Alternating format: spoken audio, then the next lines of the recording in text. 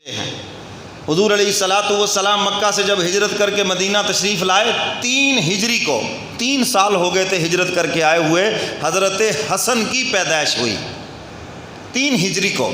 حضور علیہ الصلوۃ والسلام مسجد نبوی میں تشریف فرما ہے، خبر دی گئی فاطمہ کے گھر بیٹا پیدا ہوا، حضور خوشی سے وہیں سے اٹھ کے چلے اور حضرت حسن کو کپڑے میں لپیٹ کر حضور کے سامنے پیش کیا۔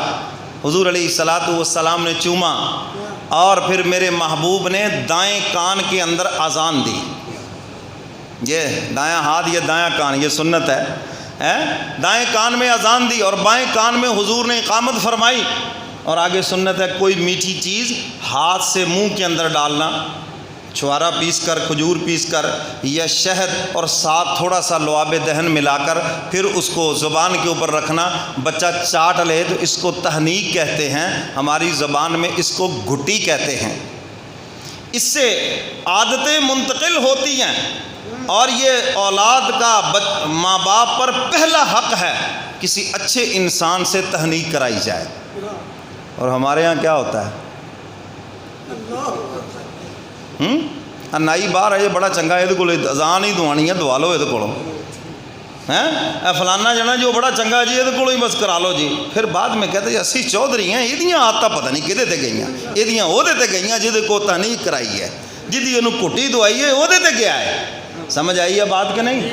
تو اس لیے یہ پہلا حق ہے اولاد کا ماں باپ پر، اور ہم اس کو دیکھو کیسے ضائع کرتے، مگر وہ لے جائے پہلے سے اہتمام ہو۔ ہوں تو ماشاءاللہ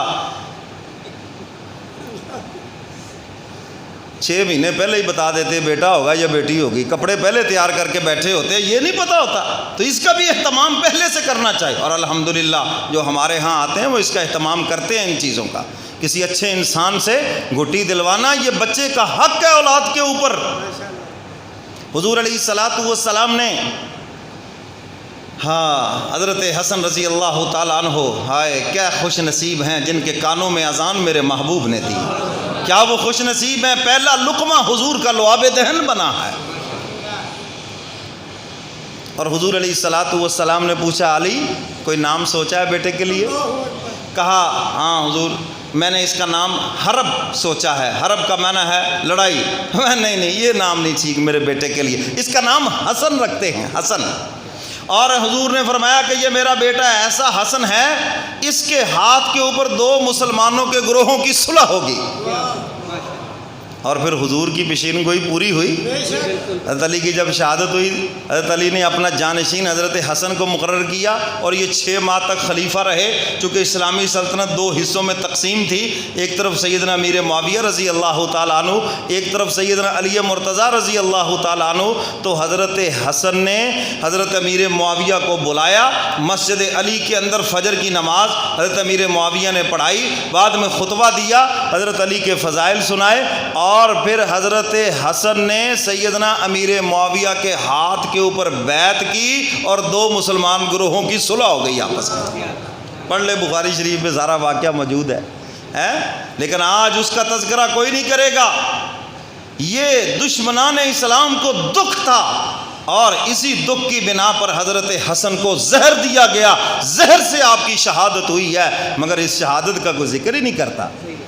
حسین میری آنکھوں کا نور ہے، حسین شہید ہے، مگر حسن بھی تو شہید ہے نا، حضرت حسن بھی تو شہید ہے اور وہ بھی تو علی کا بیٹا ہے، بڑا بیٹا ہے۔ اور پھر اس کے 1.5 سال کے بعد تقریباً حضرت حسین رضی اللہ تعالیٰ عنہ دنیا میں تشریف لائے، حضور کو اطلاع دی گئی، حضور تشریف لائے اور آ کر اسی طرح دائیں کان میں اذان، بائیں کان میں اقامت اور اپنا لعاب دہن حضرت حسین کے منہ کے اندر۔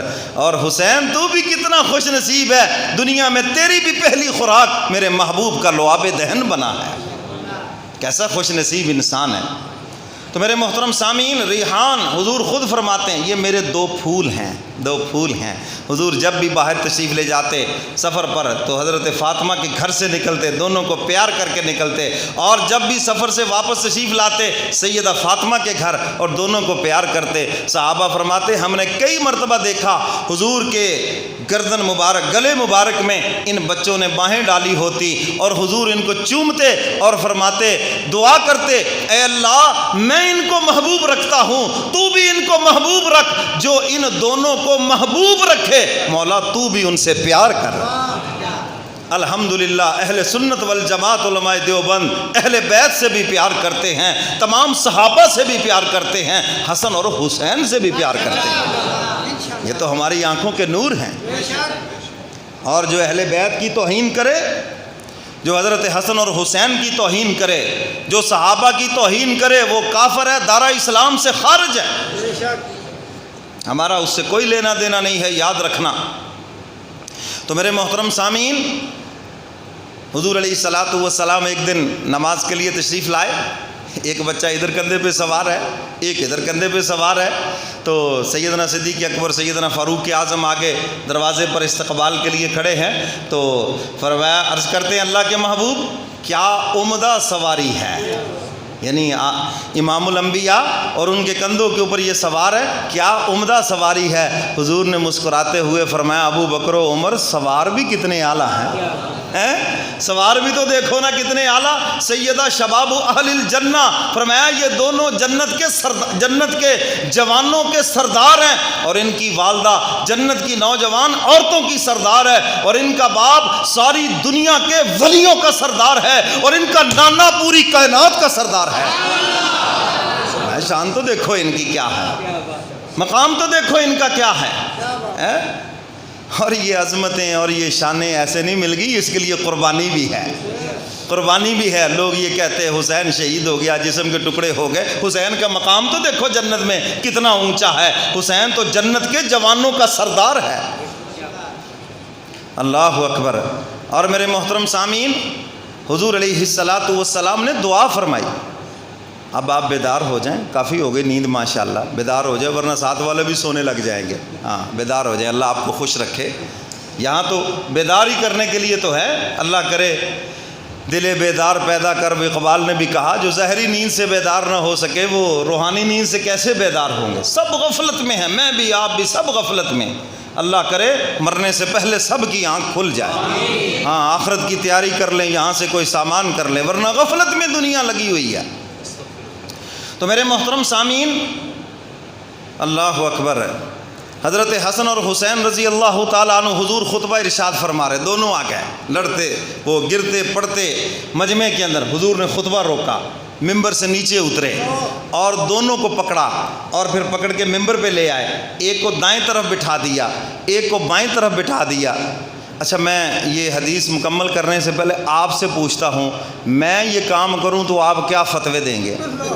مولویوں کو نیانا نہ ذرا وادو ہی پیارا لگتا ہے، کیوں جی؟ اللہ اکبر، کیونکہ ہم دین سے بہت دور ہیں نا جی، ہم نے دین اپنی مرضی کا خود ہی بنا لیا، کسی نے کسی چیز کا نام دین بنا لیا، کسی نے کسی چیز کا نام دین بنا لیا۔ اگر ہم قرآن و حدیث کا مطالعہ کرتے تو پھر کبھی بھی یہ بات زبان پر نہ آتی۔ حضور نے دائیں طرف حضرت حسن کو بٹھایا، بائیں طرف حضرت حسین کو بٹھایا، اور حضور خطبہ ارشاد فرما رہے ہیں، کبھی حضرت حسن کی طرف دیکھتے ہیں اور کبھی حضرت حسین کی طرف دیکھتے ہیں۔ سبحان اللہ۔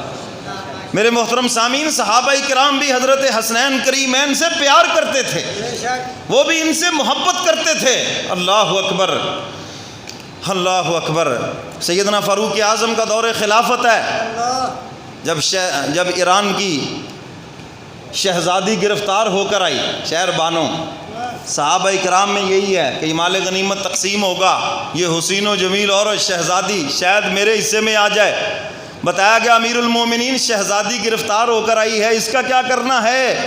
فرمایا ہمارے شہزادے حسین کو بلاؤ، وہ ہے نا ہمارا شہزادہ، تو فرمایا ہم اس شہزادی کا اپنے شہزادے سے نکاح کرتے ہیں، اور نکاح پڑھایا سیدنا فاروق اعظم نے۔ کس نے پڑھایا؟ کس نے پڑھایا؟ ہاں یہ بات یاد رکھنا، یہ بڑے سوالوں کا جواب ہے۔ سیدنا حسین کا نکاح کس نے پڑھایا؟ سیدنا فاروق اعظم نے۔ اللہ اکبر. تو فرمایا کہ اس شہزادی کے لیے ہمارا شہزادہ ہے. ہم تو اپنے پیر عمر کے پیچھے ہیں. وہ اہل بیت سے محبت کرتے ہیں, وہ حضور کے نواسوں سے پیار کرتے ہیں. آپ نے جب وظیفے مقرر فرمائے تو اپنے بیٹے کا وظیفہ تھوڑا رکھا اور حضرت حسین کا وظیفہ زیادہ رکھا. بیٹا شکایت لے کے آ گیا, ابا جان میں تو بدری صحابی ہوں, بدر میں شریک ہوا تھا اور آپ نے بدر والوں کا وظیفہ زیادہ رکھا, اور حسین تو بدر میں شریک نہیں ہوئے تھے, تو آپ نے حسین کا وظیفہ میرے سے کیسے زیادہ رکھ دیا؟ باپ کہنے لگا بیٹا تیری بات ٹھیک ہے, اصل میں بات یہ ہے تو ہے میرا پیارا اور حسین ہے حضور کا پیارا. میں نے اپنے پیارے پر حضور کے پیارے کو ترجیح دی ہے کیونکہ مجھے حسنین کریمین سے پیار ہے. سمجھ گئے بات کہ نہیں؟ اللہ اکبر. تو میرے محترم سامعین,